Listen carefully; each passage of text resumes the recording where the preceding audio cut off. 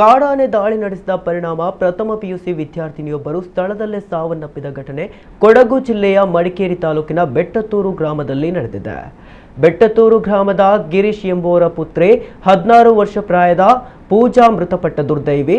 ಈಕೆ ಮಡಿಕೇರಿಯ Saint Michaels ಕಾಲೇಜಿನಲ್ಲಿ ಪ್ರಥಮ ಪಿಯುಸಿ ವ್ಯಾಸಂಗ ಮಾಡ್ತಾ ಇದ್ರು. ಕಾಲೇಜು ಮುಗಿಸಿ ಬಸ್ನಿಂದ ಇಳಿದು ಮನೆಗೆ ನಡೆದುಕೊಂಡು ಹೋಗುತ್ತಿದ್ದಾಗ ಈ ದುರ್ಘಟನೆ ನಡೆದಿದೆ. ಪೂಜಾ ಅವರ ಮನೆ ಅರಣ್ಯ ಪ್ರದೇಶಕ್ಕೆ ಕೇವಲ 100 ಮೀಟರ್ ದೂರದಲ್ಲಿದೆ. ಬಸ್ಸಿನಿಂದ ಇಳಿದು ನಡೆದುಕೊಂಡು ಮನೆಗೆ ಹೋಗುತ್ತಿದ್ದಾಗ ಏಕಾಏಕಿ ಬಂದ ಕಾಡಾನೆ ದಾರಿಯಲ್ಲೇ ದಾಳಿ ನಡೆಸಿದೆ. ಇದರಿಂದ ಪೂಜಾ ಸ್ಥಳದಲ್ಲೇ ಸಾವನ್ನಪ್ಪಿದ್ದಾಳೆ. ಮಡಿಕೇರಿಯ ಸರ್ಕಾರಿ ಆಸ್ಪತ್ರೆಯಲ್ಲಿ ವಿದ್ಯಾರ್ಥಿನಿಯ ಶವದ ಮರಣೋತ್ತರ ಪರೀಕ್ಷೆ ನಡೆಸಲಾಯಿತು.